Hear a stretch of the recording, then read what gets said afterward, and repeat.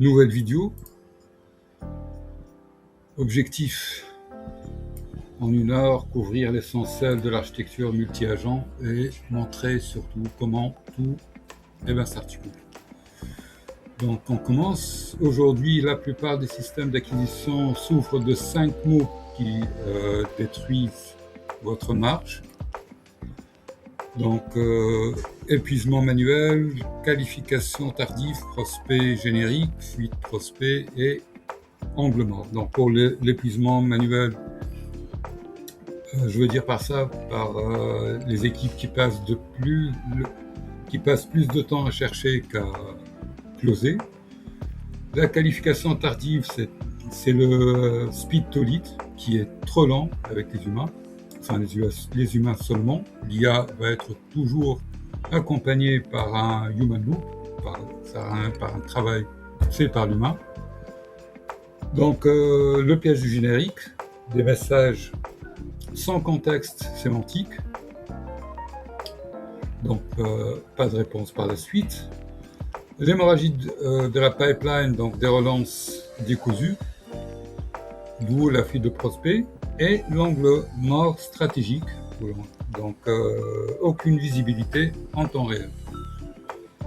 Pour cela, je mets en place, pour parer à ces problèmes, je mets en place un système d'agents AI, Artificial Intelligence, qui transforme vos clics ads en conversation qualifiée, puis en appel téléphonique, puis en rendez-vous commerciaux, avec une traçabilité complète de la campagne jusqu'aux revues. Donc ce n'est plus des campagnes à l'aveugle où vous devez attendre 1 semaine pour voir ce que ça va apporter, ou alors 1 mois de campagne téléphonique avec le cold calling qui n'a plus d'être, puisque avec tout le désarroi que les personnes tentent pour la prospection téléphonique et la nouvelle loi du 6 août. Donc ce n'est pas un simple chatbot là, donc nous déployons une organisation autonome complète, hiérarchisée et ultra spécialisée qui va travailler 24 heures sur 24. Ce qui est important, c'est que ce que je vais vous présenter là, c'est un système de conversion piloté par la voix du marché. Comme vous voyez ici, ça commence par les commentaires et commentaires faits sur les comptes des concurrents, analyse ces commentaires et des profils par la suite qui ont fait ces commentaires, choix de l'angle, script vidéo, ads sur Meta, TikTok aussi, qualification, call, tout dépend. Si la personne demande un call rapide, donc ça sera avec l'IA. Si par contre la personne nous fait avoir un MQL, ça veut dire un formulaire rempli directement après, un humain qui rappelle, c'est mieux que de mettre un IA. Je l'ai testé et ça n'a pas fonctionné. L'IA ne fonctionne qu'en une bande, ça veut dire que, sauf si la personne demande à être rappelée. Et s'attend à ce qu'une IA va faire le travail par la suite. Donc c'est pour cette raison-là que ce système ne remplace pas l'équipe, il lui donne des leads qualifiés, plus chauds et plus rapidement. D'où l'objectif. L'objectif, c'est d'augmenter la productivité, pas de remplacer les humains.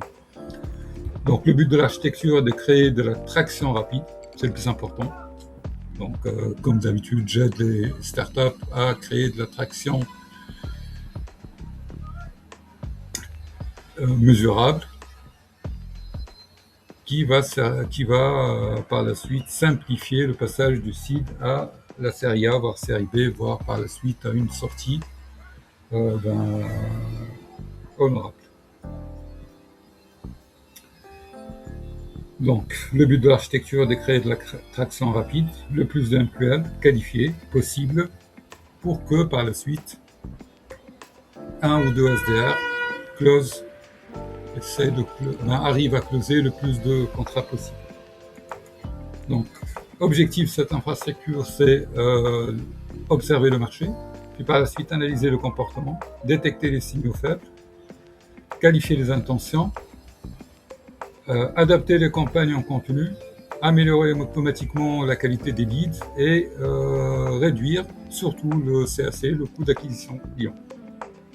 Donc une architecture qui fonctionne comme une organisation autonome avec une directeur spécialisé, puis des workers, des agents opérationnels, le tout avec des systèmes de validation qui mettra fin à l'hallucination et la consommation la consommation augmentée de tokens des LLM. Avec des garde-fous et surtout des boucles d'apprentissage qui vont permettre par la suite à la structure de s'améliorer au fil du temps. Donc là, le but n'est plus de générer du trafic seulement, mais de créer une machine de traction complète. Le workflow, je viens de vous l'expliquer. Une campagne ads envoie vers une landing page. Déjà, la campagne ads, l'angle sur lequel nous allons nous appuyer pour faire les vidéos, ça sera surtout pour capter l'intention des vidéos de 5 minutes pour le fil, de 2 minutes pour le reel, de capter l'intention. C'est le plus important aujourd'hui, la carte même, c'est d'essayer de faire le maximum pour capter les quelques minutes d'intention. Donc une campagne ads s'envoie vers une landing page, un worker qui va capturer le lead, un autre worker de scoring décide si le lead doit être appelé immédiatement. Donc si c'est le cas, un agent vocal lance le rappel de qualification avec 5 questions clés, puis propose un créneau de rendez-vous, alors même un transfert immédiat vers un humain. D'où le CRM par la suite pour lancer la campagne, il appelle le statut et par la suite la traçabilité sur la source revenu. Pour cela, nous analysons d'abord les conversions réelles de votre marché sur Facebook, LinkedIn, Instagram ou même Reddit, pour identifier les pain points, objections et demandes les plus rentables. Ensuite, nous lançons des campagnes ads calibrées sur ces signaux, puis nous transformons chaque clic en conversion qualifiée, rappel téléphonique, rendez-vous et revenus attribués. Donc l'offre là ne vend pas, ce n'est plus de l'automatisation comme nous faisions avant avec Make ou Anwitan. Là, nous sommes en train de relier l'intelligence marché, activation ads avec la conversion commerciale. Donc cela permet d'améliorer le CTR et la qualité des formulaires en amont, puis augmenter le speed to lead et le taux de prise de rendez-vous en aval. Donc le speed to lead, c'est l'appel qui vient après le formulaire rempli. C'est le fait de transformer le plus rapidement possible un MQL en un SQL. Donc ça fait fonctionner en 4 niveaux. Comité exécutif, CIO, CRO, CTO. Donc jamais de travail.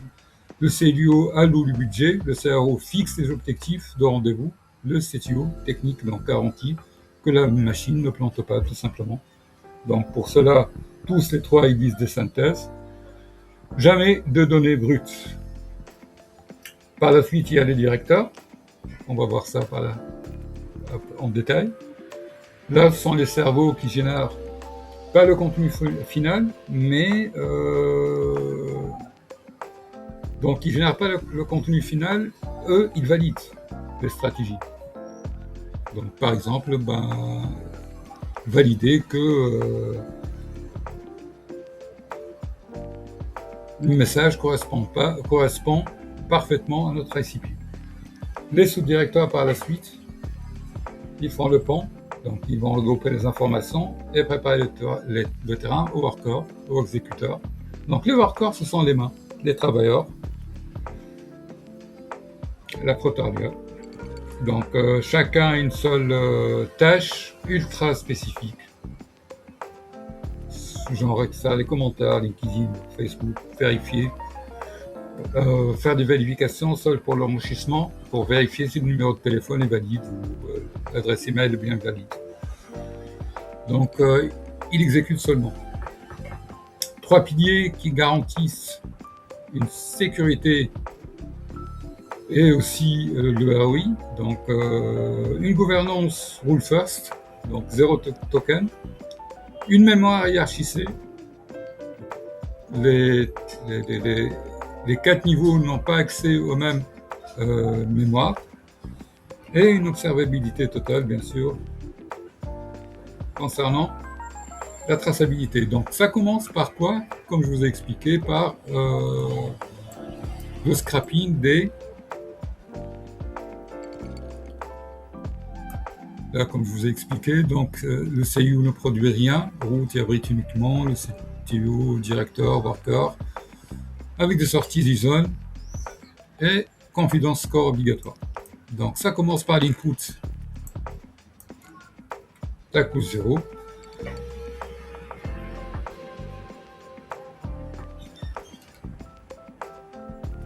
Donc l'input gateway, il gère le token budget avant même que les données n'entrent dans le directeur. Par exemple, un commentaire brut Reddit va nous brûler 2000 tokens. Avec un lazy loading, ça nous permet de stocker 1000 commentaires pour 5000 tokens seulement, au lieu de 2000 tokens par commentaire, et de ne charger le texte complet que quand un worker demande ce texte. Ça concernant l'input gateway.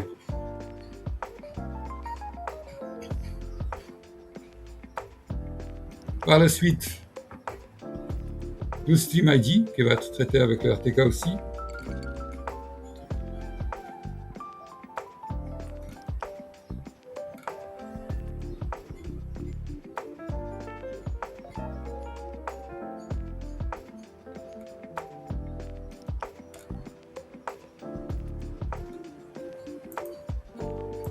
Donc pour celui-là,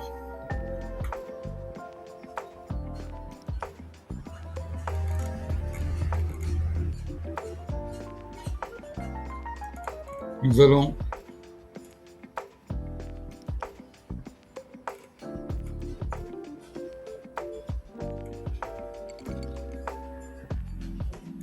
scraper les commentaires depuis Facebook, Reddit. Par la suite, avec des appels API, un premier tool là, it's over 9K. Donc, un framework de mémoire persistante pour agents avec une stratégie 5-level lazy loading.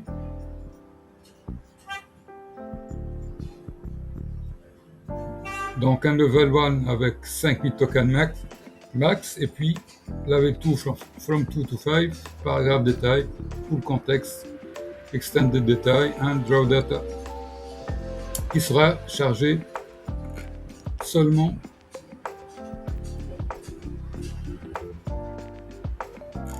en demande.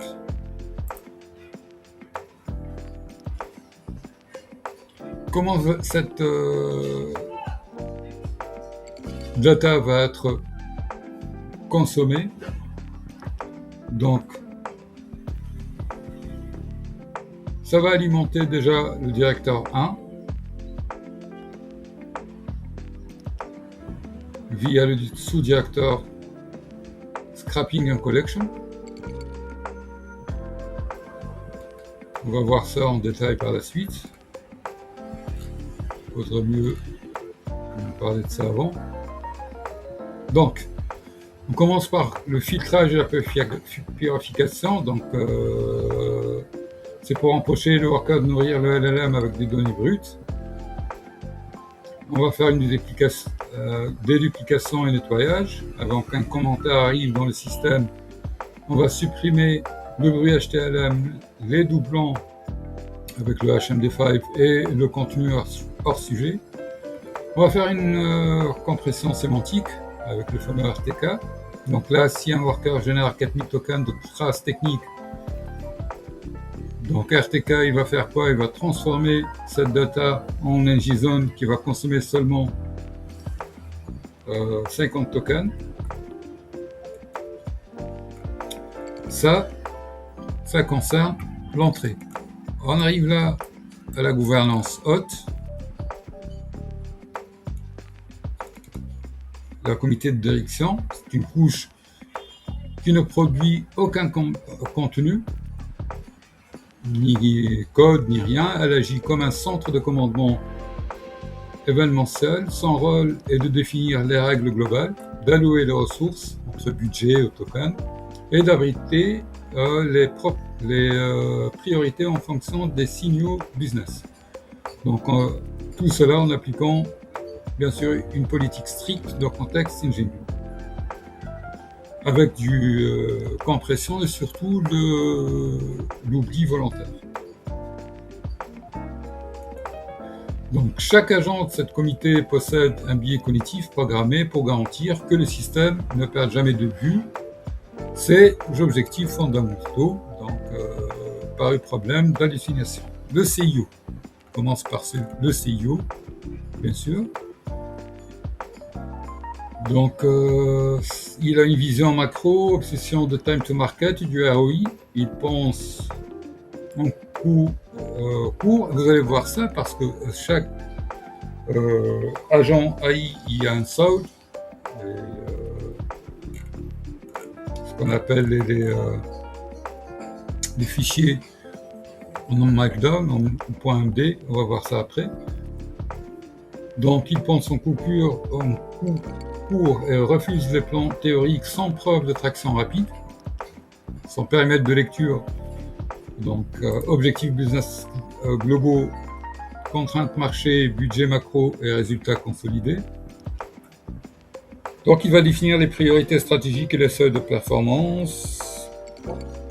Par exemple, comme logique de routage, s'il reçoit par la suite un rapport avec un CTR faible, donc il va prioriser le directeur de stratégie ads. Si l'offre elle est floue, donc il n'y a pas de gain direct sur l'offre, donc il va revenir à l'intelligence marché.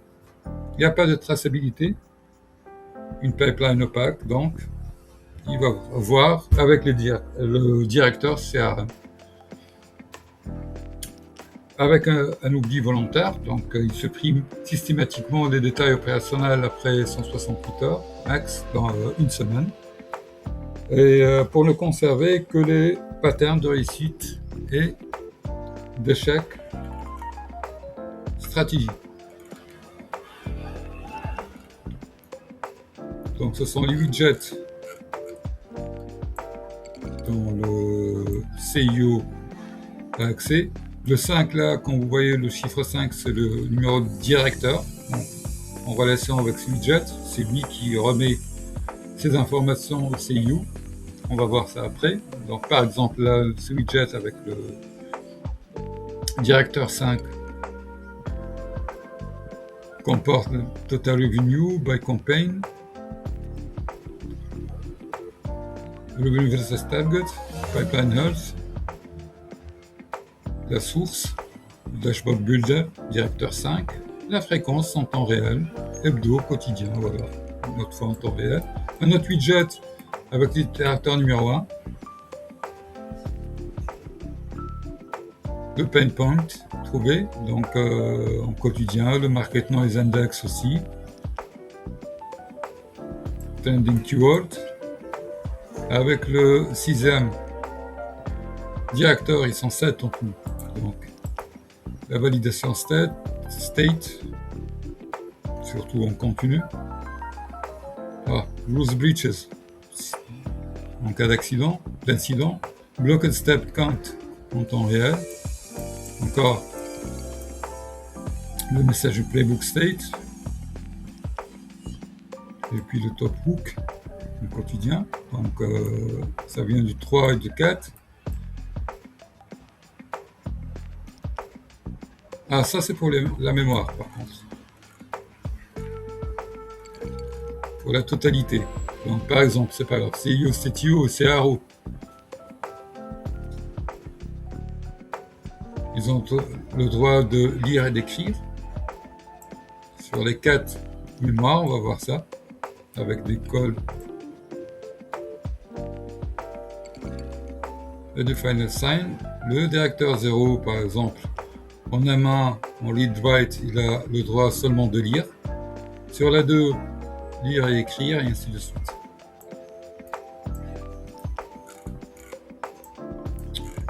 L'execution gateway, c'est bon, on voit ça. Le problème à éviter, donc, nous avons en tout 33 workers. Il faut savoir que je vais vous présenter la hiérarchie complète, puis par la suite, si jamais vous serez intéressé, il y aura bien sûr un MVP avec moins de directeurs, moins de workers, un MVP, donc une seule source ads, puis par la suite on continue le même schéma. Une seule source de commentaires aussi à scraper, puis une seule source ads qui va diminuer le nombre de directeurs, donc aussi de ceux de directeurs et de workers par la suite. Il ne restera que les 3 qui ne bougeront jamais, ce sont les CIO, le CTO, le CRO. Donc là, les 33 workers existent, mais aucun point d'entrée contrôlé pour déclencher, surveiller, gérer leur exécution. C'est ce dont nous avons parlé au tout début avec l'execution gateway. Donc, il n'y a aucune file d'attente. Le queue, ça veut dire quoi? Ça veut dire que les tâches seront exécutées en continu, donc il y a un risque que, par exemple, un worker qui s'occupe des ads va faire du scrapping, par exemple, aucune priorisation. Rate limiting, circuit breaker, très important. Retry et tracing distribué par la suite. Donc, comment va être exécuté l'execution gateway? Il y a un request du directeur 0, du directeur 6. Donc, il y a le gatekeeper, un job, un queue, le dispatch des missions, le monitoring, et puis le collect. Et le résultat va être toujours en mémoire 4. Donc, le gatekeeper va faire quoi? Il va vérifier les permissions, quota, token, rejeter sinon autorisé. Le builder, en exécution de job, on zone, priority, retry policy, timeout et tout le reste. Priority high, normal ou low. Et puis, résolution. Donc pour le dispatching, donc route vers le bon worker, gère le pool instance, health check, monitor, il y a le tracking, et collector, il va collectionner par la suite pour écrire au mémoire 4 le bénéfice. Donc les bénéfices, il y a le contrôle déjà, un seul point d'entrée, mission, tout est contrôlé, le coût, avec un batch processing, donc comme nous le faisions avec les emails, un batch de 100, de 1000, les duplications, quota, réduction des appels inutiles, bien sûr, scalabilité, quand est-ce qu'ajouter un worker, si il demande un directeur qui demande un ajout de worker, il va l'enregistrer dans le gateway et attendre, rien d'autre, jusqu'à ce que ça va être, la mission va être attribuée. Traçabilité puis fiabilité. Voilà, ça, concernant l'execution gateway, c'est très important pour la consommation de tokens et des appels API aussi.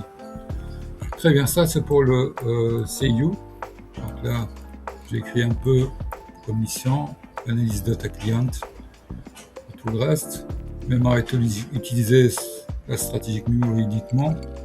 Il ne voit jamais le log, ce que font les workers, les conversations complètes entre directeur, sous-directeur et worker. Ça, on n'a pas à voir ça. Ce qu'il dit uniquement, c'est résumé compressé, ce qu'on vient de voir là, métrique consolidée s'il y a une anomalie, un maximum de consommation de 1200 tokens avec un TTL, comme je vous ai expliqué, une semaine, et puis Device. On passe au situ technique. Donc, tolérance zéro à l'ambiguïté, il considère que la rigueur des schémas, des données et une forme de respect pour le système, tout ça va être ajouté par la suite au texte, enfin, d'une autre manière. Donc, ce qu'il va dire, c'est l'état de la stack, intégration des API, s'il y a des erreurs, les logbooks, quota de token, s'il y a des logs d'erreurs, donc connexion, le contrôle de la fiabilité technique. Il va checker les validations de permission, le airbag, et bien sûr, il va maintenir les garde-fous, d'où ce qu'on a vu, le circuit breaker. Aussi, il va oublier volontairement, donc il va purger les logs d'exécution après chaque 24 heures. Là, on va éviter la saturation de mémoire et ne conserve que les anomalies récurrentes.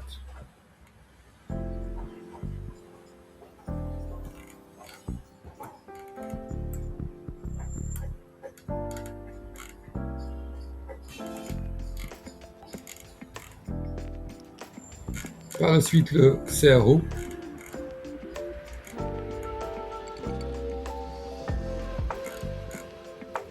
Donc, kiff. Chef, le menu au fossé.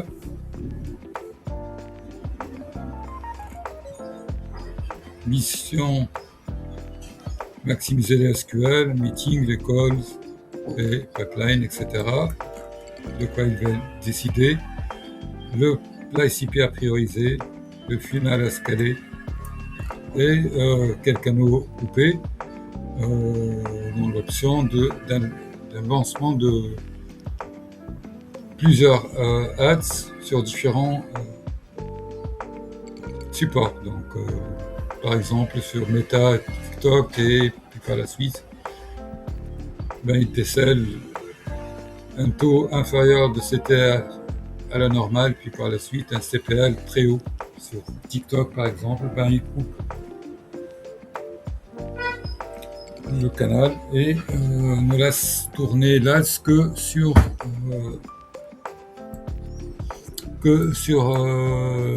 Insta. Pour le CTO, nous n'avons pas vu les widgets. Donc il y a la première widget qui vient du 6e directeur avec une governor validation state par exemple. Un deuxième widget. Là, il va avoir comme idée le CRM, la synchronisation avec le CRM, toujours en temps réel bien sûr.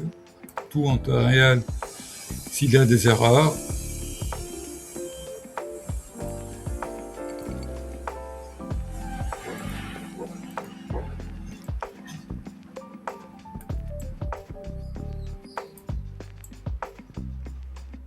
Surveillance de l'utilisation de mémoire, le TTL, le plafond de bridge, et à partir du directeur 3, s'il y a des tests, variant deployment statue, voilà. Ça c'est en l'aile, on va voir ça après. Bon, pour le CRO, voici le widget. À partir du directeur 2, le CTR par campagne, par exemple. Le directeur 3, le heatmap, drop-off, des clics, les leads qualified et les leads rejetés. À partir du directeur 4, le 5 va tracer le revenu par campagne. Donc les ads 7, et puis par source. Bien sûr, mon quotidien pour les ads 7 et après une semaine au minimum pour voir si la source nous ramène un bon ratio CPL et SQL ou pas. À partir du 4e directeur des hooks générés et les objections, pris en considération. Directeur 6, des opérations qui ont été bloquées. Bon, maintenant, donc nous allons voir par la suite la hiérarchie complète. Ce qu'il faut comprendre, c'est que c'est une hiérarchie stricte. Un worker, par exemple, ce que vous voyez là, ce sont les workers en gris. Donc ne parle jamais directement au CIO. Et un directeur n'interfère pas dans le domaine d'un autre directeur, sauf s'il y a un DOF conditionné avant. Donc pour les flux, par exemple, les flux descendants, les directives qui vont être données, donc comité vers directeur. Donc par comité, on parle de gouvernance haute là, C3. Vers directeur, ils vont envoyer quoi? Des objectifs chiffrés, des contraintes, budget token et règles de scalabilité. Là, directeur vers sous-directeur par la suite. Directeur vers les sous-directeurs, ils vont traduire ces objectifs métiers précis en dévoilant le périmètre d'action, le scope, et puis faire valoir les données utiles avec des délais. Par la suite, des sous-directeurs vers les workers, les tâches avec données minimales requises, le contexte. Il faut savoir que élargir le contexte, ça amène à une hallucination et un nombre de tokens inestimé qui va partir en l'air, brûler, donc un micro-contexte. Les outils autorisés pour chaque worker et exiger une format de sortie en JSON. L'ascendant par la suite, donc les workers, ils vont donner au sous-directeur les résultats, seront structurés en JSON et brut. Les sous-directeurs par la suite vont fusionner et contrôler la qualité et comparer les outputs, puis les données aux directeurs. Les directeurs vont vérifier, vont faire un plan d'action, alerte, besoin d'arbitrage et résultats agréés. Ils vont faire part aux nombreux widgets que nous avons vus ensemble de tout ceci à la gouvernance haute. Il y a des handoffs, ça vient en interdomaine, donc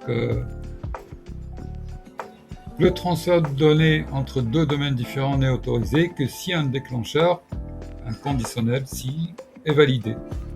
Là, nous sommes certains qu'il n'y aura pas de bruit ni de surconsommation de tokens. Par exemple, il y a des nouveaux pain points qui ont été détectés avec forte fréquence sur la maquette. Donc, il y a eu beaucoup de commentaires sur validation de contrat ou autre.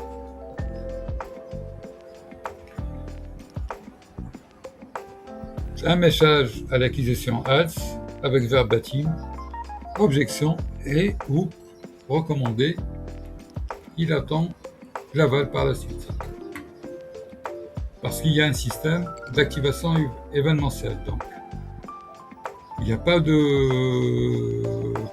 ça ne tourne pas en boucle en continu. Donc, chaque niveau n'agit que sous condition. Ça garantit une économie drastique de ressources, que ce soit des tokens ou alors des appels API. Par exemple, un déclencheur à marché comme la baisse durable du CTR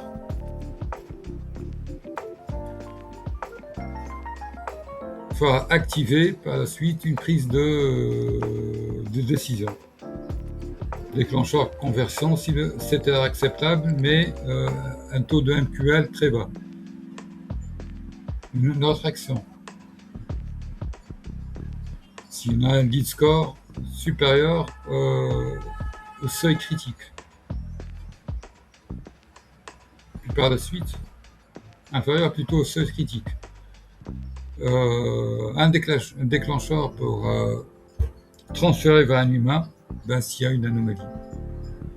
L'IA n'arrive pas à cerner si le MQL peut être marqué en SQL ou même si le MQL, le ICP est validé ou pas. Grâce à une architecture aussi de 4 mémoires.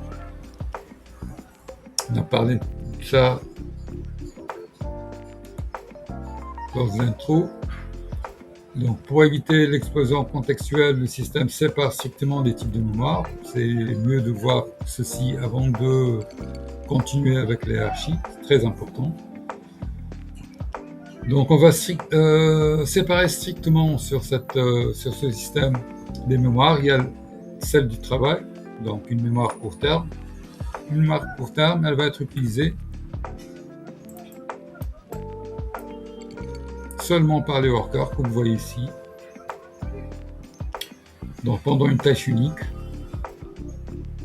ça contient l'instruction, le contexte et la trace en cours, et qui va être purgée à la fin de la tâche.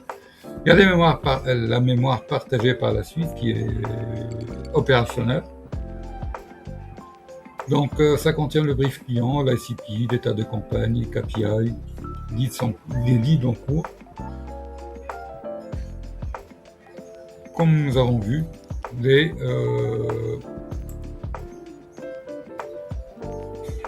lecture-écriture avec une permission stricte, le airbag, ce que nous avons vu ici.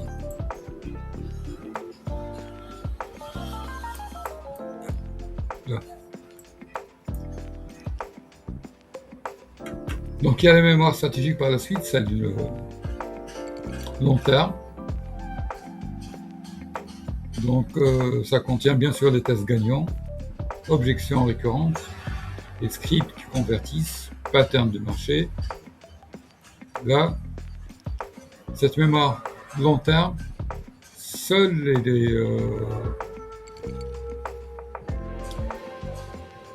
la comité et les directeurs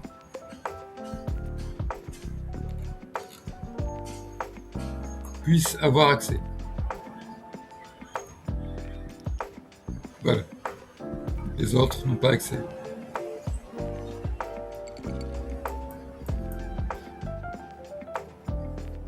Et la mémoire personnelle par la suite, c'est la mémoire propre à chaque agent.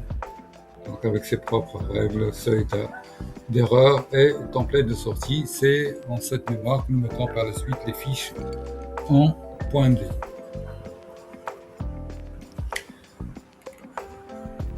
Il y a une matrice de permission par la suite. Donc chaque agent ne reçoit que le contexte strictement nécessaire à sa fonction.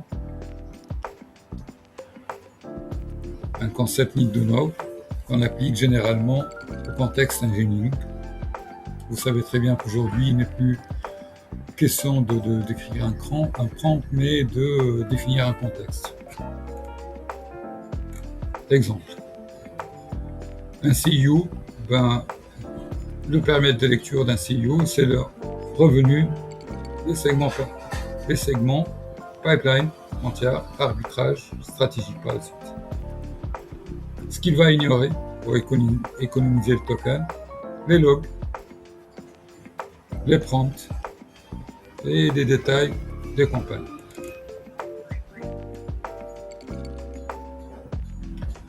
Par exemple, si cette architecture, un directeur détecte une anomalie de conversion. Ça commence par le worker. Le KPI par la suite. Par exemple, il va détecter une baisse de nombre de formulaires. Il y a un sous-directeur analytique qui va valider. Le directeur optimisation, il va demander la permission de faire une analyse. Une fois la demande validée, il va demander à un autre worker qui lui exécute le heatmap analyze pour identifier ou par exemple le CTA, le call to action, demander un rappel est situé, ou alors remplir le formulaire est situé. Il trouve par la suite que Ce bouton est situé au-dessus de la ligne de flottaison, donc ce qu'on appelle la zone froide. Un networker, notre builder, il va générer 3 hypothèses. Le sous-directeur priorise le premier test avec un déplacement de CTA par la suite, par exemple dans la section Lilo. Un autre worker va produire le code de la variante, donc, tout en sachant que le landing page sont faites en headless, ce qui nous permet de faire des modifications à partir d'une rag.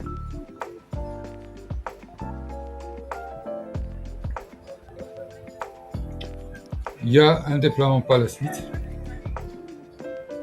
Bien sûr, le directeur optimisation, il va surveiller. Et il y aura le directeur CRM qui va faire une mesure de l'impact réel pour voir si ça a fonctionné ou pas. Si ça a fonctionné, ben, il laisse tourner. Sinon, il va couper court et demander un arbitrage au CI. Donc, temps pour nous de voir les directeurs. Donc, la deuxième,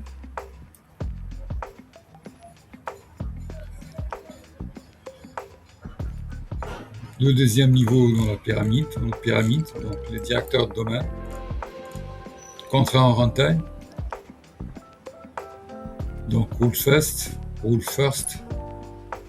je vais expliquer, un budget max, timeout, seuil de validation, avec le CIT, d'accord, et des règles ICP, bien sûr, rigides.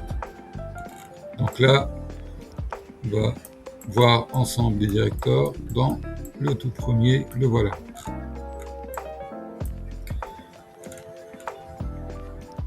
Donc, contrairement aux agents, les directeurs ne génèrent pas de raisonnement spéculatif. Donc,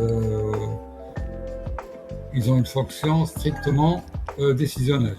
Ils vont arbitrer, router, contraindre et valider. Ils n'interviennent que sur des points de bascule ou des anomalies. Donc, ils n'analysent que les micro-contextes stricts nécessaires à leur domaine, synthétisent des milliers de données brutes, et chaque décision vise directement une optimisation du CAC, voire l'augmentation du revenu total. Comme garde-fou financier, nous avons le contexte ingénieux très important. C'est le premier mécanisme de défense du système. C'est un signal entrant, un lead ne respecte pas les critères prédéfinis. Le flux est coupé instantanément, empêchant toute consommation token inutile. Liaison stratégique avec le comité exécutif, avec le CIO, CRO, CTO. Donc, l'ensemble des acteurs, ils vont agir comme la couche de traduction entre la stratégie et l'exécution, tout simplement, le flux descendant, de top-down. Donc, ils vont recevoir du comité exécutif de contraintes, budget, seuil de tolérance, etc. Le bottom-up, par la suite, ben, ils vont monter.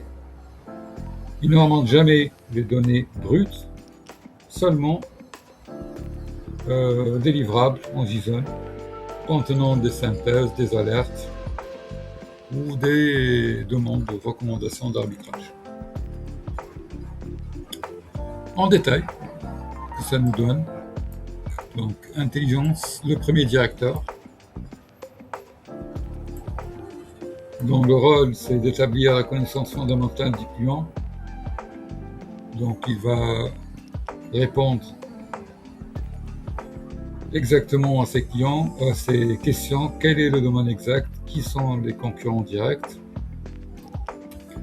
et par la suite, quelle est la proposition de valeur réelle. Donc il va transformer l'URL scrappé en une base de connaissances exploitables, ce qui va garantir par la suite que le restant du directeur, du numéro 1 au numéro 6, ne travaille jamais à l'aveugle. Une logique rule first. Donc on zéro token, comment ceci, il va filtrer pour écarter le bruit SEO, les sites non pertinents, seules les données structurées et comparables seront conservées. Pour la mémoire, il a accès à la stratégique memory avec 1200 tokens au maximum et une TTL 68 heures bien sûr.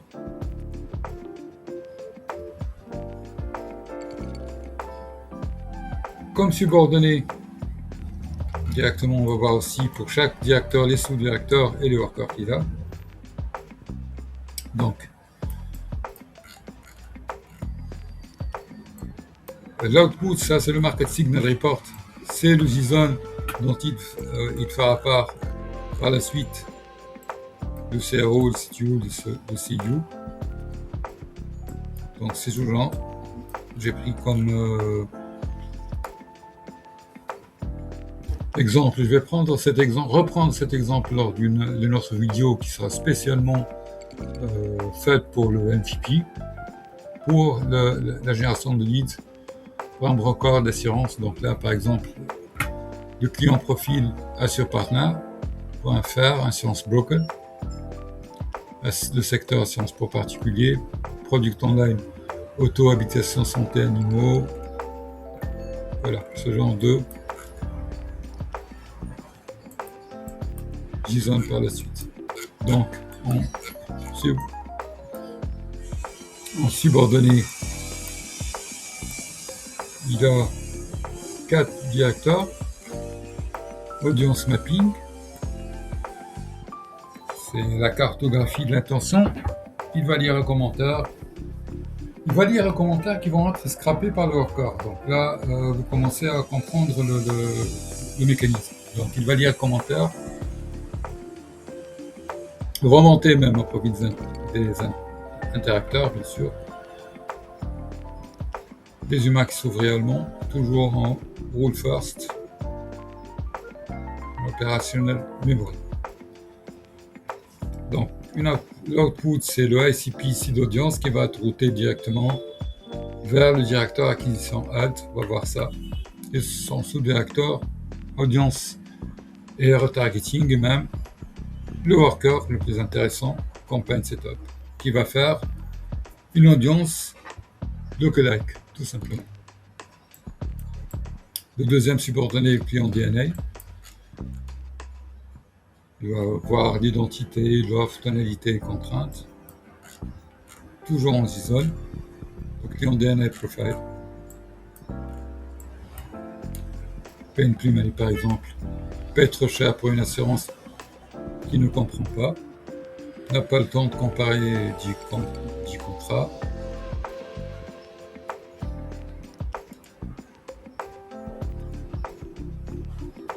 Avec des objections. Trigger event, on va voir s'il y a eu un déménagement, un renouvellement de contrat. Il va arbitrer sur l'urgence aussi. Bien sûr, on va utiliser la cloud, donc ça dépendra des commentaires faits par le profil. Et même son profil Instagram, plutôt Facebook, s'il y a eu un déménagement récent ou autre. Très lourd comme architecture, c'est pour cette raison-là que je la présente pour faire comprendre la portée de l'architecture, sinon pour le MVP, ce sera plus simple que ça. Donc le troisième, c'est le battle map, c'est Google Maps, la cartographie concurrentielle. Donc Assure Partner, Total Competitor 5, le Banks par exemple, avec un leader graphique de 450 000 visites par mois, dont le worker va utiliser là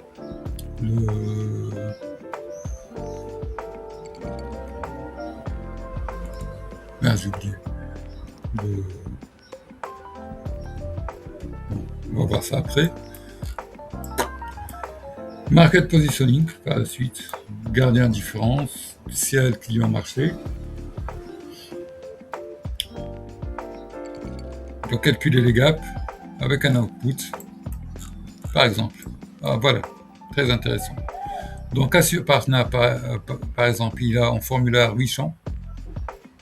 Ben, Orias, c'est l'organisme qui s'occupe des brokers des assureurs. Panel assureur, 12. Un assureur référencé, capteur, il n'y a rien. Par exemple, c'est un exemple, hein, retargeting méta en basique. Rappel en 24 heures, ça c'est certainement écrit sur une page, et puis jusqu'à moins 30% pour les contrats, pour les prix affichés. Les workers qui vont exécuter le travail, ben ils sont là. Nous avons le premier worker, le scrapper des interactions. Donc il va prendre l'URL du poste identifié par le D1, le directeur, extraire la liste des utilisateurs qui ont interagi avec des lignes de command.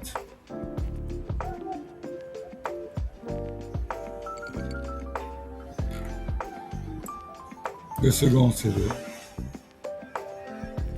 il va enrichir le profil, donc prendre la liste d'URL et extraire les données de chaque profil qui ont interagi. Donc il va reprendre la liste et l'enrichir par la suite. Donc on aura 10 routes de profil. Puis bien sûr, H, on a 256, c'est pour RGBD. Competitor Crawler aussi.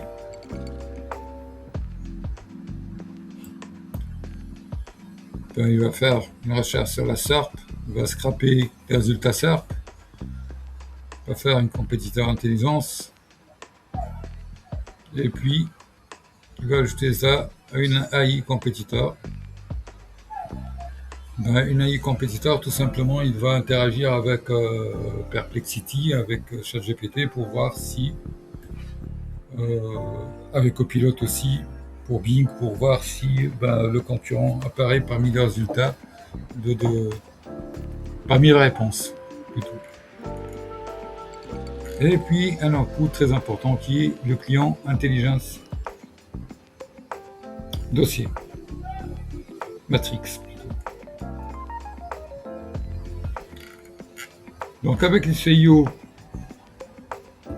si c'est validé, ben, ça montre une opportunité de différenciation sur la vitesse de rappel par exemple. Avec les CTO, une pipeline qui va être validée et mise en M3 avec une activation de mode de tracking. Ça concernant le premier directeur. Le suivant, le Marketing Intelligence.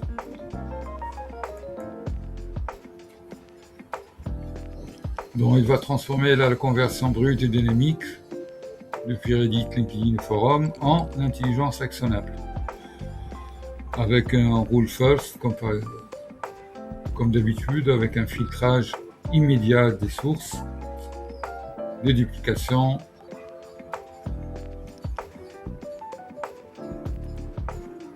donc le LLM va être, il y aura une interaction avec le LLM que sur des signaux à fort potentiel.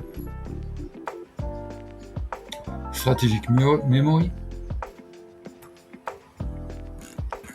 On regarde ici l'output. Facebook Command, LinkedIn, tout le reste. Donc en sous-directeur, qu'est-ce qu'il a? Le scrapping and collector. Il va alimenter par la suite avec un context router qui est très important.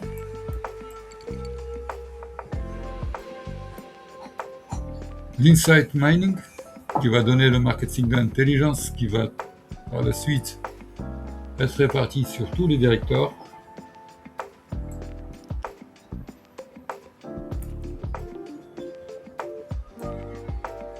Et puis, il y a aussi le Messaging Handoff et le Design. Vous voyez, le chiffre 1, c'est le directeur, donc Messaging Off et le Design.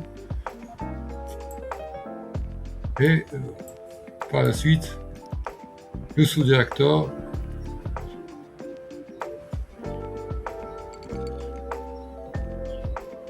qui regarde la créativité. Aussi le Campaign Operation, la mise en place opérationnelle, bien sûr, il va s'alimenter aussi de l'output du directeur numéro 1.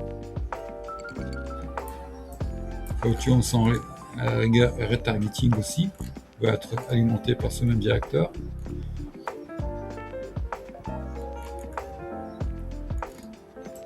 Analytics, bien sûr.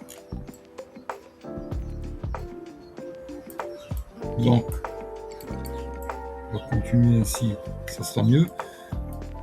Donc, pour les directeurs marketing d'intelligence et ces sous-directeurs, ils vont interagir avec quel worker? Avec le Reddit Scrap, bien sûr, Facebook commentaires, LinkedIn comment, Insta et tout le reste, Scrap.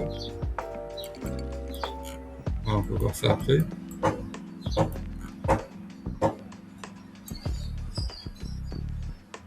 Le Painpoint Classifier, Object Extractor aussi. Le Verbatim Queue, le Hook Builder, le hook très important. Très important. Et le Stop Scroll. Les deux métriques. Il ne s'agit plus ni de like ni de commentaires sur le ads, mais de hook et de stop scroll.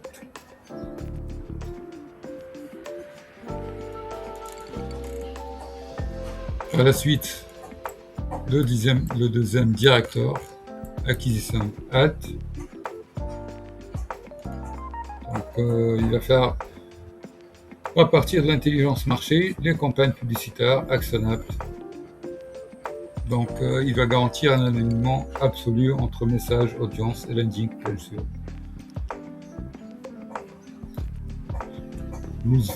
Rule first, comme d'habitude, avec une gestion de mémoire. Ces subordonnés vont être les sous-directeurs Creative Strategy, Campaign Operation, Audience and Retargeting.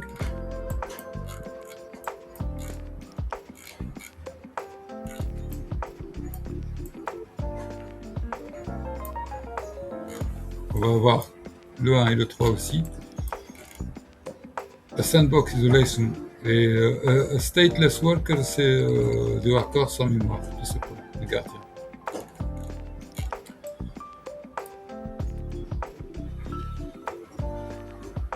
Donc, en worker, il y a le Hook Generator.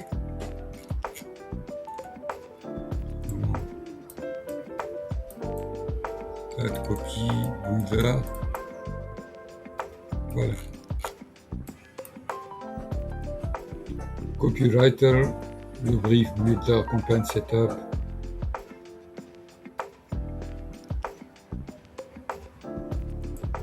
Avec un blueprint.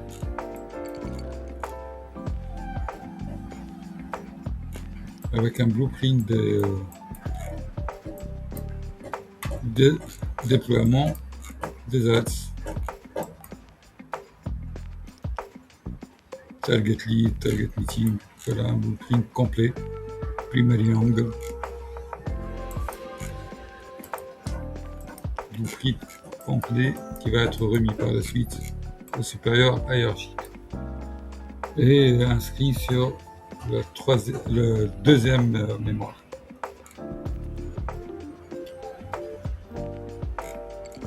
Troisième directeur, optimisation ads, bien sûr, et landing. Donc, nous allons essayer ici de maximiser la performance entre clic et action. Toujours avec une logique rule first, une gestion de mémoire minimale, subordonnée, Analytics KPI, UX, expérimentation. Voilà.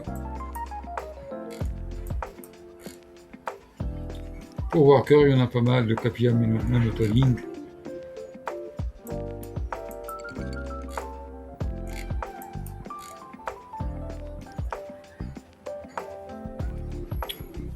Le heatmap analyzer, le session replay, le form analyst, le variant designer. Il y en a 8 workers qui vont être en relation avec le directeur. 3 qui est lui le garant des optimisations ads et de la landing page surtout. Par la suite, directeur 4 qui est le callback, qualification, s'il y a une demande.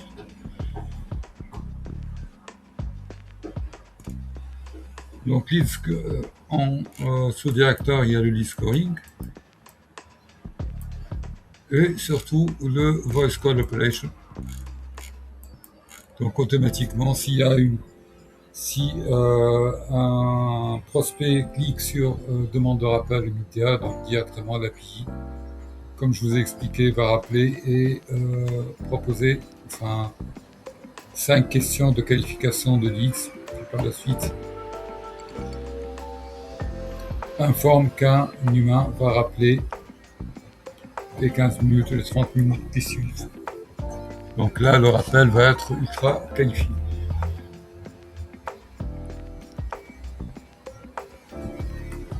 Avec les alertes critiques, bien sûr, qui vont être transférées à partir de ce directeur s'il y a, par exemple, il y a callback, donc l'API de Twilio surtout. Par exemple, s'il y a un taux d'échec de 15% ou de 20% sur les appels sortants, donc là, il y a une alerte. Et la synchronisation est un problème au niveau des numéros de téléphone inscrits ou alors sur le formulaire de contact ou alors rapporté par l'agent IA. 5e directeur, le CRM revenu, avec son attribution ledger.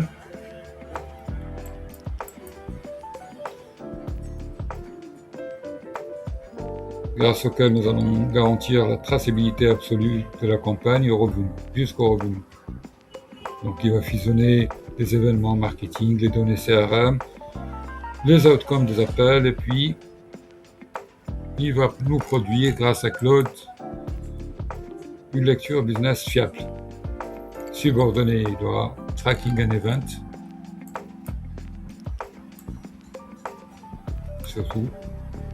Et puis en worker, bien sûr, le CRM updater, le dashboard builder, le weekly revenue, le portal.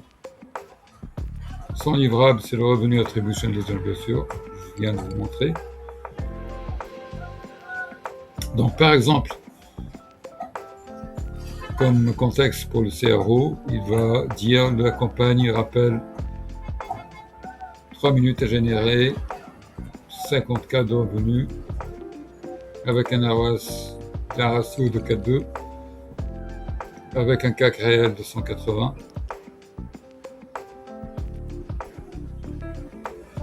Sous l'objectif de 200 euros.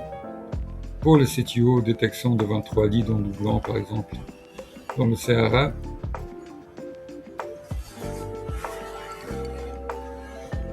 Donc il y a un script qui va être lancé qui est celui de réconciliation entre le ledger et le CRM pour voir la cause des doublons. Directeur 6. Qualité et gouvernance agentique. Gardien de la fiabilité du système multi-agent, donc il s'occupe de tout celui-là, il ne génère pas de domaine métier, il va auditer tous les outputs des autres directeurs. 14 jours pour la mémoire seulement, puis il efface tout, et avec purge immédiat des validations réussies. Il va conserver seulement pendant 14 jours l'historique des échecs et des corrections.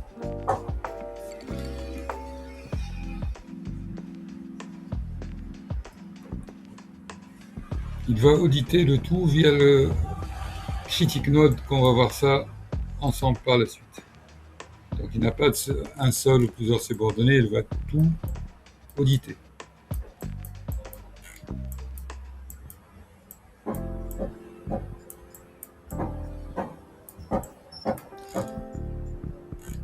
C'est notre directeur qui est la CULGIO. Ça avec l'humain, ça c'est traité avec des scripts en Python.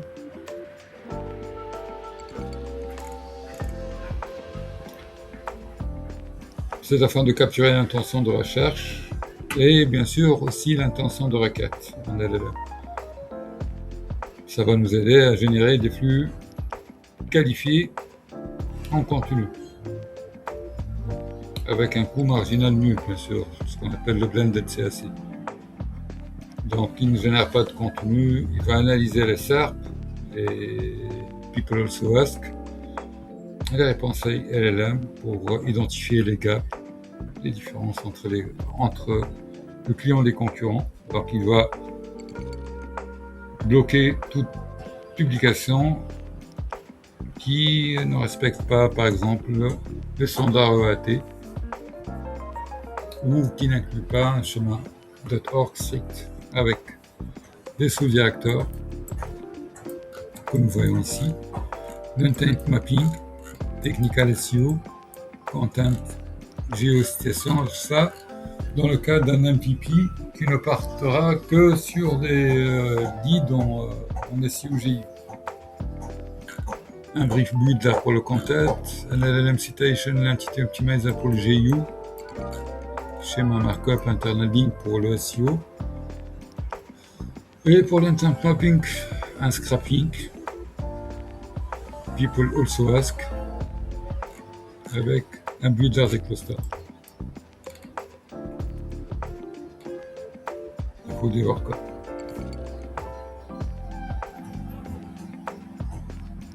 Par exemple, pour le critic node, il va appliquer le filtre EAT, déplacé du nord. Donc l'auteur a-t-il un profil lié?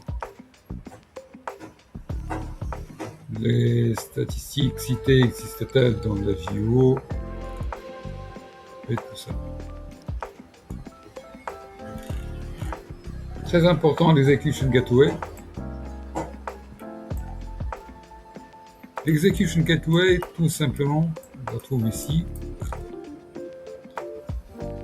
c'est le seul point d'accès aux API externes du système. Donc c'est un disjoncteur intelligent qui empêche toute dérive de coût ou toute boucle infinie, consommation non autorisée. Donc là, des problèmes résolus grâce à l'execution gateway. Donc il n'y aura pas de file d'attente ou de priorisation des tâches. Avec priorisation des tâches en high, normal, low, on a vu ça. Quota journalier par acteur, circuit breaker, donc arrêt automatique si un service externe échoue. Il n'y aura pas de rappel en contenu. Retry avec back-off. Donc au bout de 3 échecs, demande à un humain. Traçabilité complète et contrôle budgétaire strict. Comment ce execution gateway fonctionne? Eh bien, il fonctionne en 4 étapes. Il y a le RBAC gatekeeper, je vous ai expliqué. C'est tout simplement qui fait quoi exactement. Il va faire quoi? Il va vérifier les permissions des acteurs via les tokens de gouvernance. Par exemple, un worker ne peut pas appeler la API sans un token, call token, validé par le directeur 6, comme je vous ai expliqué, c'est le directeur de tous les directeurs.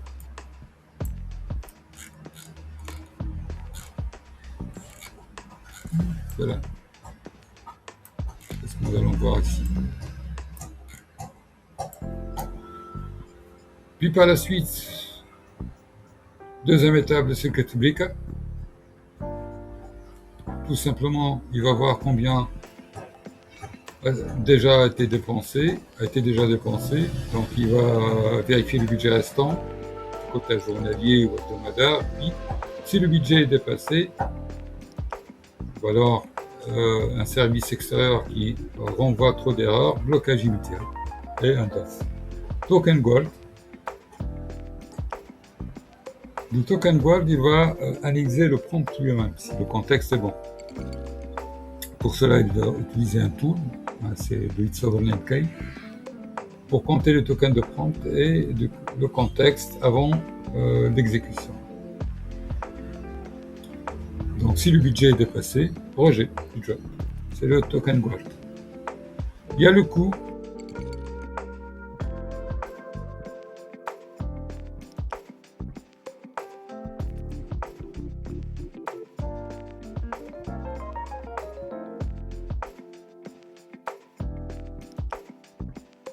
Rejet du job.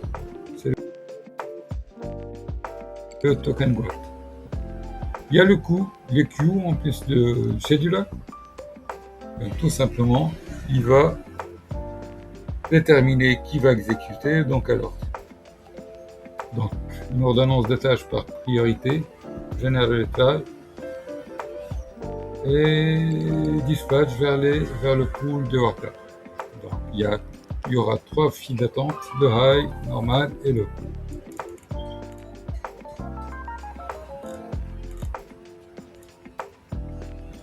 Par exemple, répartition des appels API.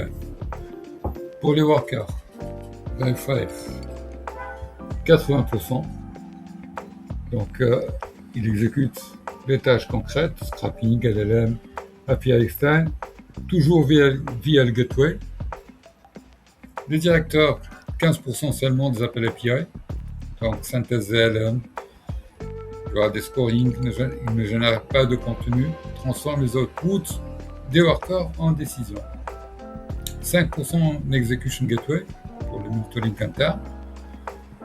CIO, CRO, CTO, le haut de la hiérarchie, 0. Ils n'ont pas appelé, faire des appels en API.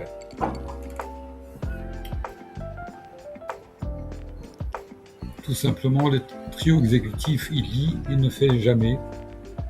Pas de scrapper, pas de LM, pas de API externe. Pour le trio du haut du sommet de la pyramide. Pour la matrice permission, magnifique, le airbag. Chaque acteur, il a un scope précis, défini par des tokens de gouvernance. Par exemple, le CIO. On a vu ça sur le tableau. Read and write. En M1, en M2, jusqu'à M4.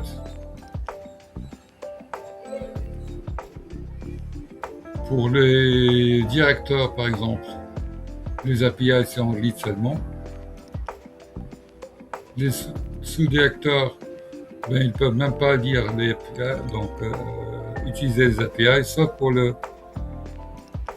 sous-directeurs qui sont en liaison directe avec le directeur 6.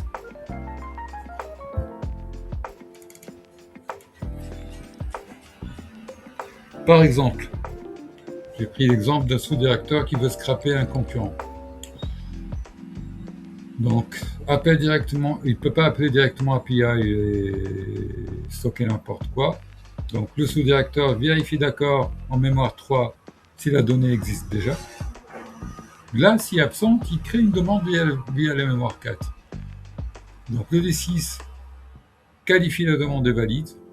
Si validé, donc là, le directeur 6, il va appeler via le gateway, donc via le worker, l'API, et le résultat sera stocké en M1, puis en M3.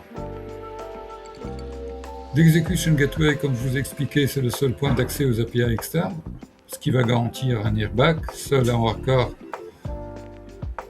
peut appeler une API externe avec bien sûr permission, quota, avec une gouvernance des crédits consommés, le contrôle des tokens avec le It's Overland Key qui va valider les prompts, contexte, observabilité. Donc, chaque appel va être tracé dans le layer 7.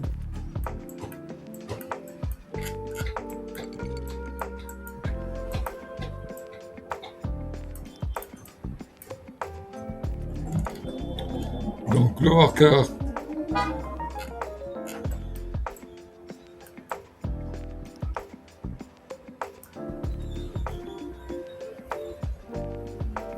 c'est pour l'exécution. Directeur synthèse, ça nous avons vu. Execution gateway, c'est le gardien. Et le serveur stratège. Donc nous avons vu aussi le sous-directeur et worker. C'est le moteur du système, elle ne prend pas de décision stratégique, elle exécute les tâches.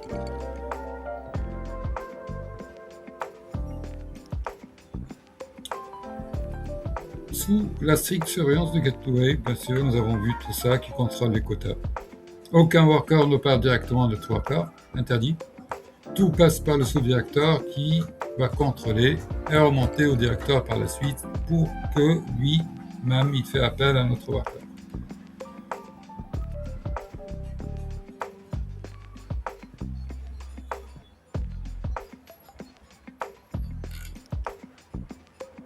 Ça, nous avons vu.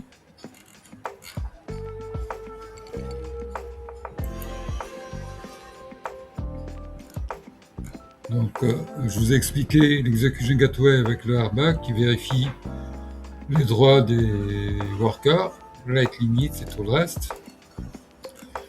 Pour les fichiers en .md par la suite, par exemple, pour les directeurs, ils ont un rôle. L'ensemble des directeurs. Donc ça, c'est le .md qu'aura le CU. Donc cette couche pilote l'orchestration stratégique du système génération de leads par agent AI. Elle décide quel directeur activer,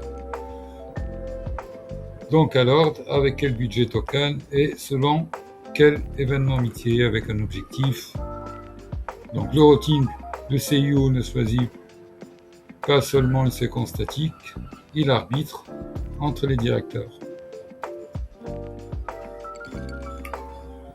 Exemple de logique, c'était R faible, add stratégie directeur. Off of nous avons vu ça.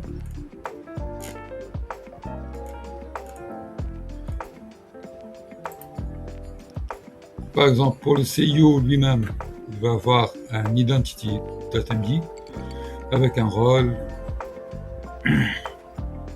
description, le CIO responsable du routing stratégique. Donc le CRO aussi aura une identité responsable de la conversion du budget acquisition revenu misérable par exemple. Tu ne produis pas de contenu dans le rôle.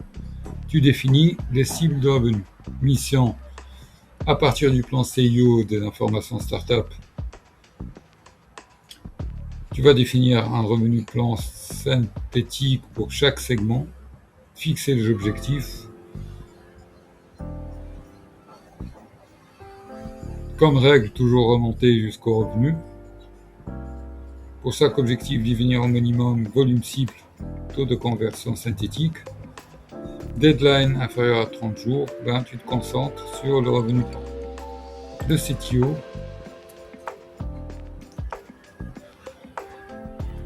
Donc, tu ne produis pas le contenu final, tu te composes de séquences, tu assures la cause. Pour chaque directeur, tu crées une tâche atomique assignable à des workers. Donc, artefact livrable, un seul agent responsable, avec des règles strictes, un objectif directeur. Pour chaque directeur, 2 à 5 workers maximum. Chaque worker task ne doit pas dépenser plus de 3000 tokens dans le contexte. Le format output toujours en JSON, le max world. Donc interdit au worker tout accès à la stratégie globale. Seulement en micro-contexte, bien sûr. Il y a le soul, le CNP. Voilà, donner une identité, prime directive, le memory par la suite, agent, User Data MD, par exemple, ce que le CIO sait du client. Objectif client, quels sont les objectifs, par exemple levée de fonds, objectif de traction et objectif d'acquisition, budget, contraintes.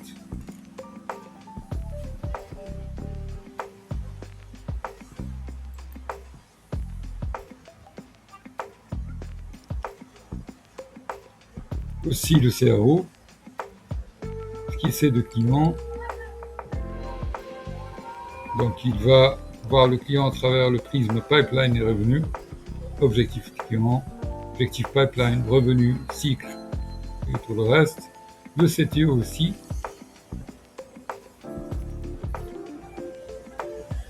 Il va voir les agents, seulement les workflows, il connaît les plateformes, objectifs, plateforme contraintes, les tools à utiliser.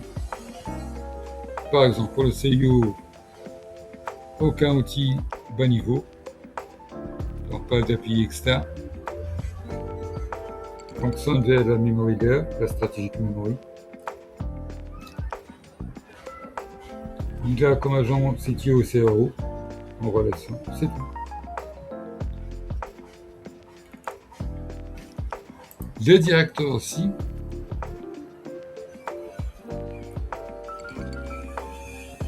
La même chose. Donc pour le critic node, là c'est un système, dans notre système multi-agent. Donc il faut comprendre que dans un système comme celui-là d'orchestration multi-agent, le plus grand risque n'est pas aujourd'hui n'est plus l'échec technique, c'est l'échec silencieux. Une hallucination, par exemple, qui risque de devenir une publicité, un token qui fuit, des tokens qui fuient en boucle infinie. Donc le critic node, ce n'est pas seulement un validateur de format JSON, c'est le gardien absolu de la qualité. Donc, il s'intercale systématiquement entre la génération de contenu et son utilisation réelle. Pour cela, pour le critic node, comment on l'utilise? Avec une logique de 3 seuils de confiance. Tout simplement. Le seuil 1, qui est un score de memory and question minimal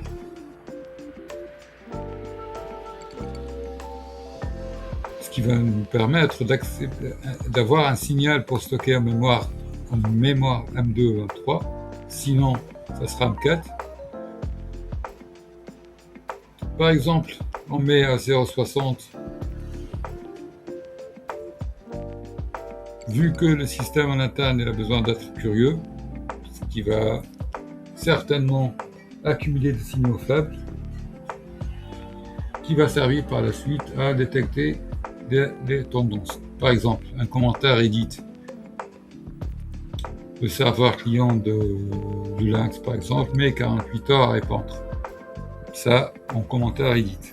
Le critic node, il va lui donner un score de 0,65 qui va ajouter au battle map pour extraire ce client, le Lynx, et voir comment il s'est présenté. Il est présenté sur le Google Maps. Par la suite, le seuil numéro 2, c'est le contexte publication, toujours avec un score.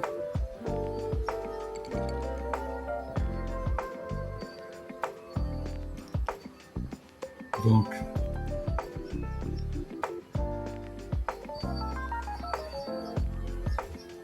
on va voir si le contenu est factuel, cohérent avec le brand et avec une probabilité haute de conversion. Par exemple, un worker du ad copy worker. Donc, il va économiser 300 € garantie sur votre assurance. Par exemple, le critic node détecte une hallucination potentielle avec le mot garantie. qui n'est pas présent dans les clients DNA. Donc le premier crawling du site du client lui-même. Donc c'est une hallucination. Il n'y a pas de garantie de 300 € sur le monosite. Donc là, le score tombe à 0,70 et le contenu sera bloqué et renvoyé directement au worker pour correction. Donc un tel contenu ne sera jamais affiché sur le landing page. Seuil 3, toujours avec un scoring. La conformité au règlement.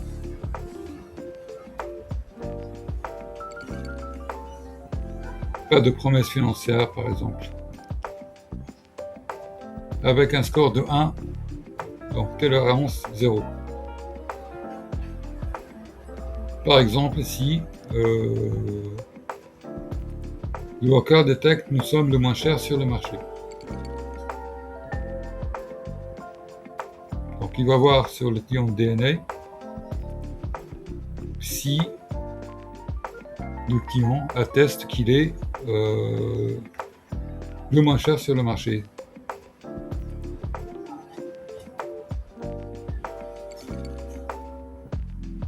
Il détecte une violation, directement, le job est avorté, avec une alerte au CTO et une entrée dans la mémoire 4.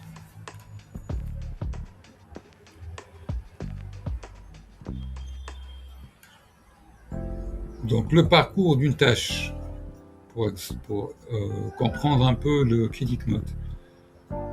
Par exemple, Add Copywriter comme worker termine sa tâche et produit un JSON en output. Avant que le JSON ne soit renvoyé au sous-directeur ou au directeur, il est intercepté par le critic note. Une analyse.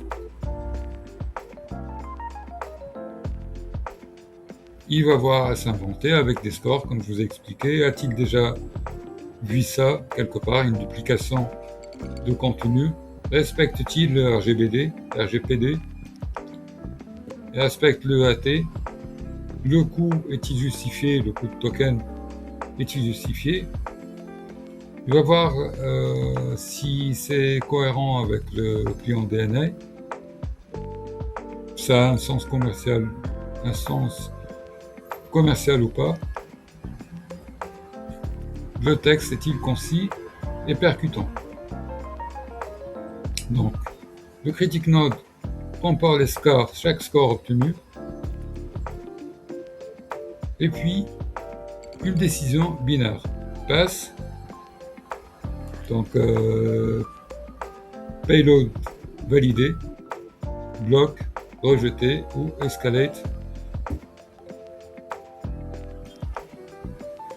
si c'est mitigé comme score.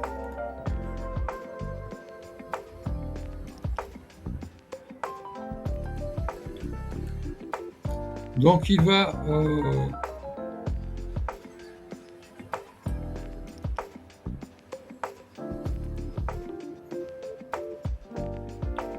les 4 piliers, pour bien fonctionner, ils vont s'interférer avec la mémoire M4 par exemple, où va être logé chaque décision critique du critic node, que ce soit pass ou bloc ou escalate.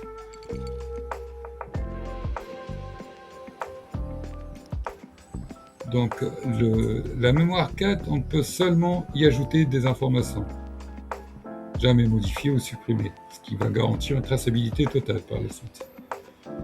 Si une campagne ads pose problème, le CTO peut voir pourquoi le critic node a validé ou bloqué.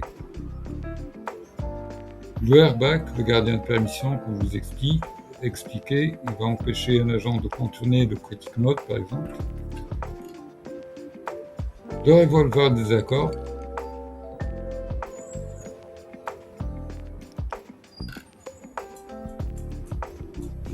Et puis, en finale, le droit à l'erreur contrôlée. Il y a le layer 7 qui est l'observability. C'est pour regarder tout ce qui se passe dans l'usine en temps réel. Donc le CIO voit les KPI, le CRO voit les performances marketing entre CTR, CPL et CVR, et le CTO va voir la santé technique.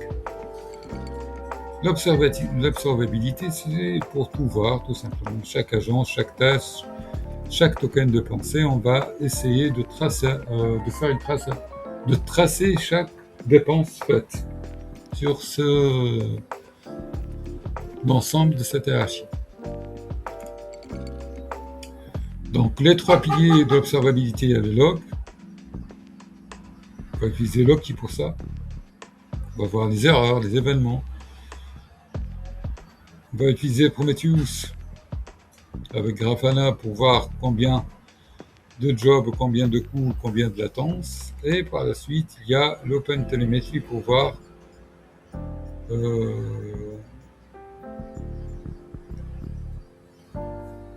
la donnée, par où elle a été passée.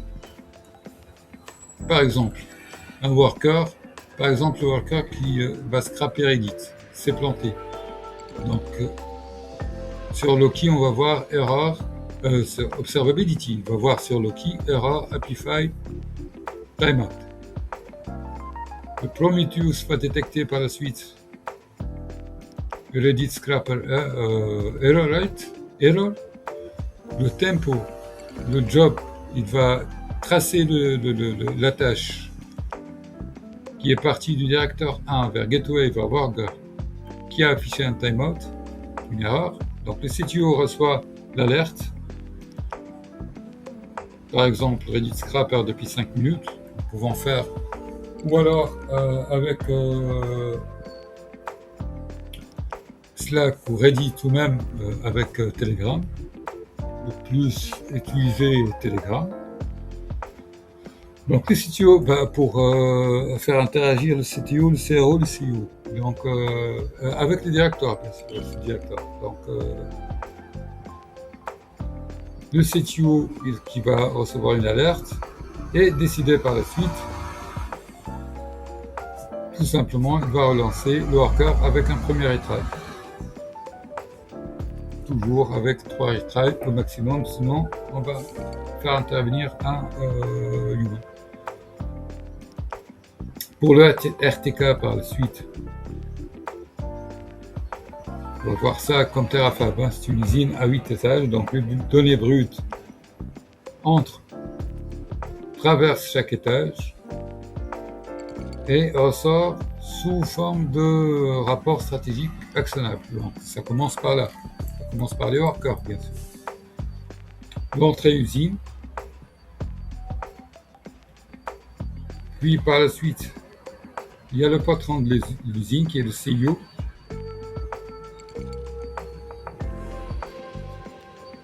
Les chefs équipes, les directeurs, gardiens de sécurité, le gateway, le sandbox, puis par la suite les ouvriers, les 33 workers, bien après le contrôleur qualité, le critic mode et le directeur site qui va contrôler tout le travail, avec bien sûr l'observability, comme je vous ai expliqué, qui va nous permettre une traçabilité complète.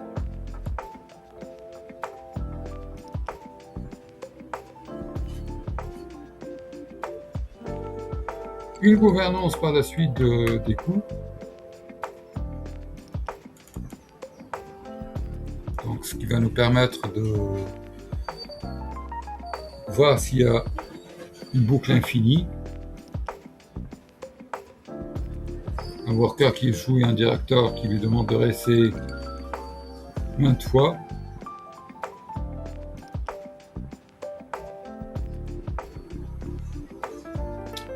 Un contexte avec un directeur qui toute la mémoire M2 au lieu d'un résumé, par exemple. Le système de gouvernance qui repose sur 3 piliers. Donc le rôle budget, le breaker et le kill switch. Par exemple, le CIO avec une limite quotidienne de 2000 tokens, un scope, un lecture stratégique uniquement. Pourquoi? Pour la simple raison que le CIO ne doit jamais lire du brut, il lit des résumés. Donc s'il dépasse 2000, c'est qu'il a lu un long texte, par exemple. De toutes les manières, sur le schéma, si un agent atteint 90% de son budget, il reçoit une alerte. À 100%, il est immédiatement suspendu jusqu'au lendemain. Le temps de faire une validation humaine. Pour le circuit breaker, par exemple. Max token de 12 000, aucune tâche individuelle ne peut dépasser le 12 000. Si un worker essaie d'envoyer un prompt de 15K, nous pouvons voir ça avec le tool que je vous ai expliqué. Donc, le gateway va bloquer avant l'envoi. Le kill switch, c'est quoi? Si un document est déjà en mémoire, on ne le recharge pas.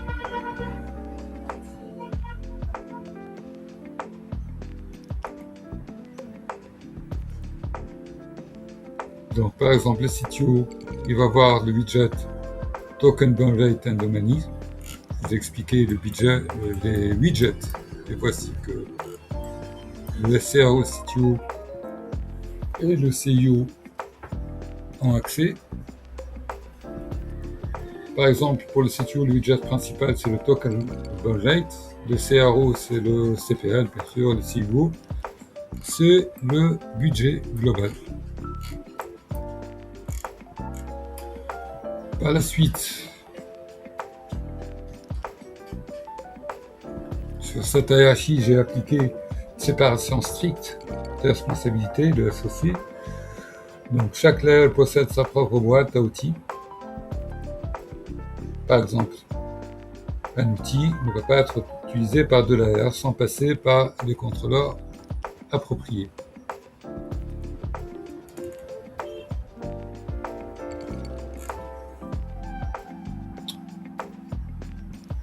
Voilà. Par exemple, un outil de layer 2 ne peut pas être utilisé par le layer 5.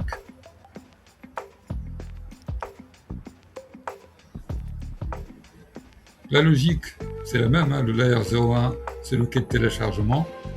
Le 2.3, c'est l'atelier de production. 4, le bureau de contrôle qualité pour la validation. Le layer 5, ce sont les ouvriers spécialisés de l'exécution. Et le gateway, bien sûr. 6, service traçabilité. Le layer 7, service commercial, calculer le revenu. Et le layer 8, le PDG, le stratège. Par exemple, le directeur 2 envoie une requête pour scraper ce directeur. Donc. Pour scraper un concurrent. Le gatekeeper va vérifier lequel du worker a le droit de scraper. Donc, un job build est créé avec un ID, high, avec un timeout de 60 secondes, sur les queues scheduler. Il va placer dans le fil des high, le worker envoie le job à au scrapper. Le worker exécute, il va scraper les 50 pages.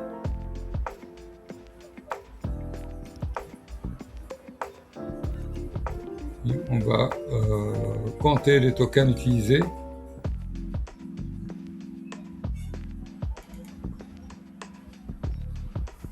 Et un résultat envoyé au directeur 2. Le plus important, c'est que tout est tracé. Avec une speculative execution. La speculative execution, c'est le fait de produire en parallèle. Ce n'est pas attendre. C'est un tool qui permet, comme un tableau là, avec des pense-bêtes, des stickers à placer. Et chaque worker qui passe, il prend une tâche, puis voit si l'une des tâches, normalement, elle lui est attribuée ou pas. Si c'est le cas, il prend la tâche, sinon, il attend jusqu'à ce qu'il trouve une tâche propre à lui.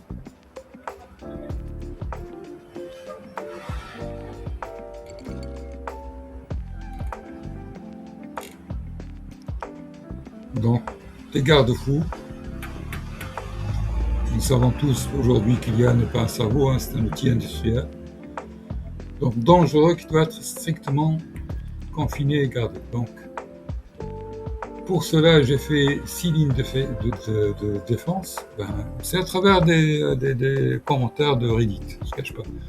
J'ai fait le mix de tout ce que les autres ont fait. Donc 6 lignes de défense. Il y a le sas de décontamination avec le layer O, le RTK, avant même que le système ne réfléchisse. Le moteur Runtime Toolkit, là, c'est le RTK, nettoie, déduplique et compresse la donnée. Puis ensuite, il y a le layer 2 avec le filtre Zero Token. Tous les sous-directeurs appliquent les règles strictes de Zero Token. Donc, par exemple, un numéro de téléphone fait 10 chiffres. Ou pas. Par exemple, le score, le budget est-il épuisé? Si la réponse est non, directement, le flux est coupé. Le contextuel de la lazy loading, avec le It's Overnight, toujours le worker il va recevoir un résumé en JSON, bien sûr. Page budgétaire. Bon, l'execution gateway va être un goulot d'étranglement. Il va vérifier toutes les permissions des quotas et les mises en file. Mais c'est comme ça. Disjoncteur cognitif avec le kill switch automatique. Par exemple, le kill switch automatique max try 3, comme je l'ai expliqué. Après 3 échecs, tuer 6 répétitions. Seuil de confiance avec le critic node et le score. Une amnésie programmée, l'oubli. Chaque couche de mémoire, nous avons vu qu'elle a un time to live. Live, 96 heures par exemple. Pour les workers, tous les workers ont un TTL de 30 minutes. Voilà. C'est le principe de mettre beaucoup d'agents. Il ne s'agit plus de ChatGPT, là, un seul agent avec lequel interagir, là. C'est, en l'occurrence, 33 workers.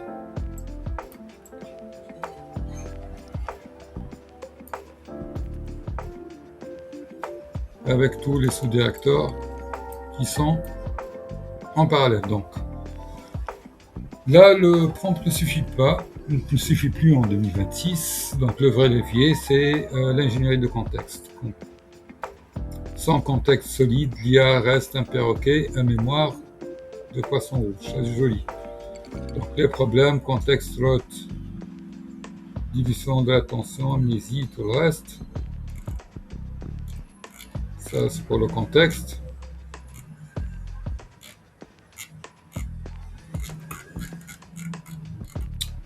Déjà 1h45, on va parler de ça dans une autre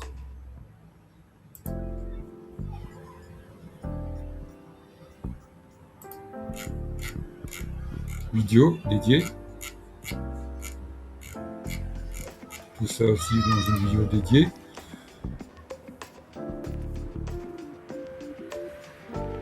Donc, comme vous avez vu, donc aujourd'hui, votre croissance est freinée par 3 goulots d'étranglement humains. Vos équipes marketing passent plus de temps à chercher ce qui marche qu'à exécuter. Les commerciaux perdent 60% de leur temps à qualifier d'élites froids ou mal informés.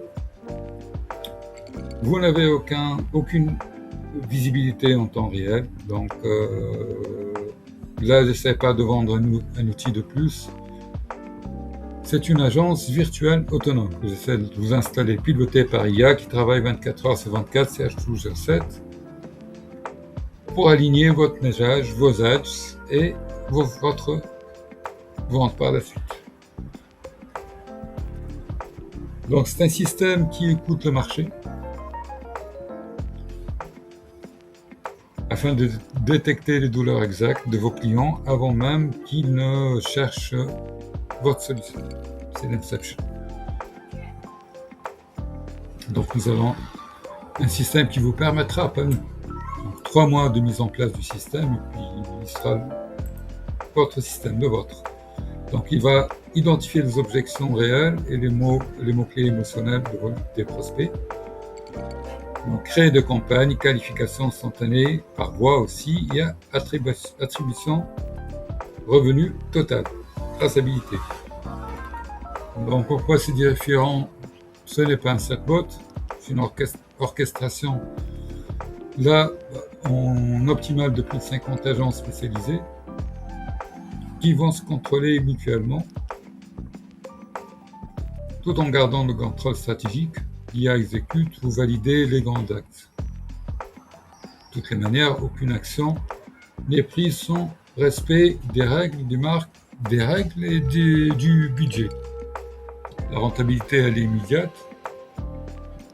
En éliminant les leads froids, bien sûr, en optimisant les messages en temps réel, je garantis personnellement une réduction du coût d'acquisition client de 50% en 90 jours max. C'est de quoi transformer les clics en conversion qualifiée, puis en rendez-vous commercial. Le tout avec une traçabilité complète. Donc là, vous ne gérez plus de campagne, vous gérez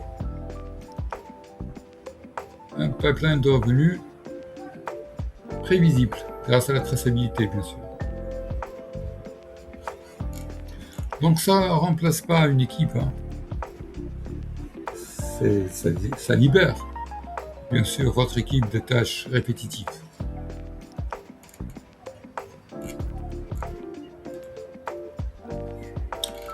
Donc j'ai mis quelques chiffres ici pour essayer de faire, pour clôturer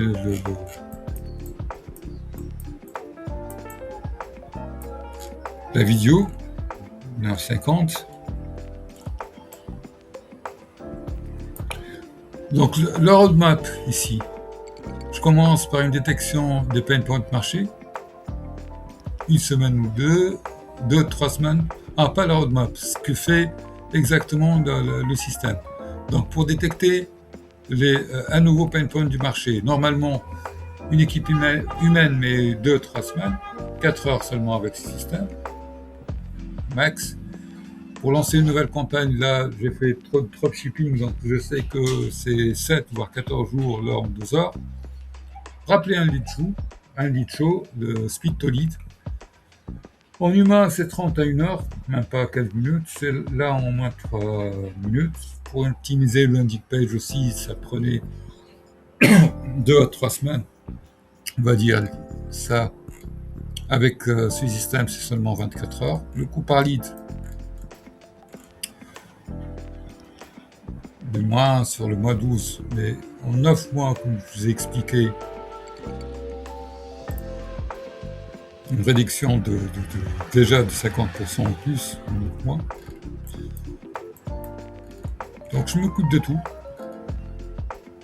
avec une garantie de 2000 MQL, 150 SQL, et tout dépend par la suite de la saisonnalité de conversion que vous faites par la suite, mais minimum de 50 sales, sinon il y a quelque chose qui tombe par an. Donc je m'occuperai de l'infrastructure entière, des API, des tokens, voix et téléphonie, enrichissement, SMS de fallback, et aussi budget média. Traçabilité complète, je vous expliquais, speed to lead inférieur à 3. Il y a un dashboard aussi de traçabilité qui vous permettra de suivre l'intégralité des mouvements, comme vous voyez ici, lors du test, avec des qualifications et tout le reste. avec une séparation stricte, je vous expliquer ça, des responsabilités, une gouvernance par token, des règles, une observabilité. Voilà pour cette vidéo déjà très longue. Donc la prochaine vidéo, je vais essayer de la faire en 30 minutes, voire 1 heure max. Je vais prendre comme exemple un broker assurance avec un MVP de tout. Je ne vais pas prendre 50, je vais prendre le minimum d'agents IA. Voilà. Donc je vous dis à bientôt pour une prochaine vidéo. J'espère que celle-là a été claire avec la hiérarchisation complète qui vous permettra de prendre le contrôle total de votre traction. Très important.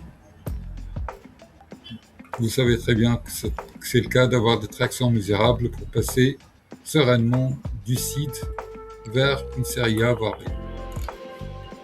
Je vous dis à la prochaine vidéo.